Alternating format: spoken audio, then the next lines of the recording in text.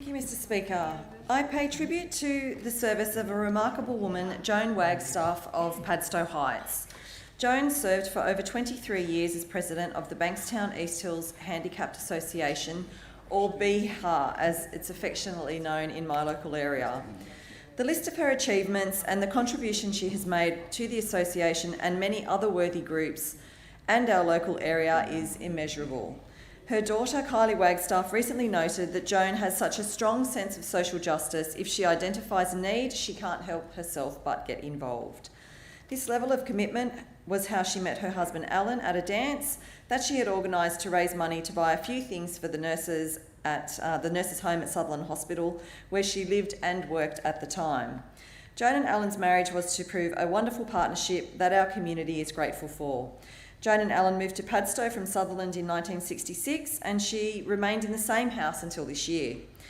Joan was instrumental in the establishment of Padstow Preschool in the 1970s, and as her own children grew from preschool age and entered their school years, Joan's attention turned towards Padstow Heights Public School. Her efforts over the years contributed greatly towards providing extra resources for the school, and she was recognised with a life membership of the Padstow Heights Parents and Citizens Association. When her two sons joined the first Padstow Heights Scout Group, Joan's expertise in mobilising people towards a common goal led to this Scout Group obtaining their own clubhouse. However, her longest commitment by far has been with the Bankstown East Hills Handicapped Association. Joan was headhunted by this committee as her fundraising prowess was widely recognised throughout the community. BHA was formed in November 1977 by a group of parents who were concerned their children of school-leaving age from the Carolyn Chisholm School were not eligible to attend the nearby sheltered workshops and were in danger of losing the schools they had obtained from the special needs school. Joan also revitalised the Queen of Bankstown Quest and coordinated this major event on the social calendar for the Bankstown LGA for over 20 years, raising nearly $2 million. This was at a time when this sum of money was considerably more than today, and I remember this being the night of nights in Bankstown. The recipients of these funds included the Royal Alexandra Hospital for Children, Cancer and Leukaemia Unit, the Revesby YMCA, the Bankstown Children's Handicap Centre, and the young adults who were part of BHA.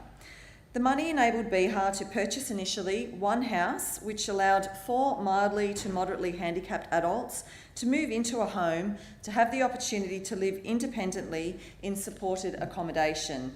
Quite a groundbreaking move of its day. BHA now operates 4 group homes accommodating 16 residents. Joan's work has had a lasting impact on the lives of these young adults. Over the years, Joan's contribution has been recognised with the Bankstown Citizen of the Year Award and an Order of Australia Medal for Service to the community in 1991. Joan worked as a registered nurse throughout all of this time. She trained at St George Hospital, Cogra, and maintained her allegiance to St George Hospital as a very active member of the St George Graduate Nurses Association, serving as both Secretary and President. Their committee was tasked with preserving the history of nursing training at St George Hospital and bringing together old and new nursing graduates at the annual reunion luncheon. But it wasn't all work and no play. Joan was an avid golfer. Both her and Alan were members of Rosnay Golf Club, Auburn, and Joan was secretary of the Ladies Golf Club for 12 years. They both enjoyed the Menai Club of Probus and fulfilled both roles of secretary and president over her years from 2010. The majority of these committee memberships and the associations contributed to each overlapped. Joan rarely sat on just one committee at a time. A constant over the last 30 years has been the Opportunity Shop that continues to contribute funds to BHA, and the Op Shop is about 4 doors from my electoral office in Revesby. Joan has worked there steadfastly until last year when her health dictated that she end her service.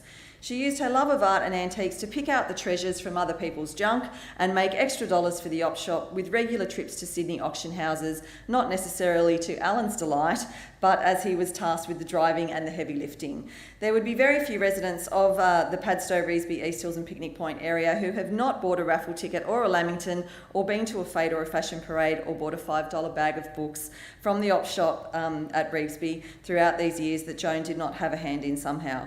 Unfortunately, Joan at the moment has experienced poor health, and we wish her very well from everyone in East Hills.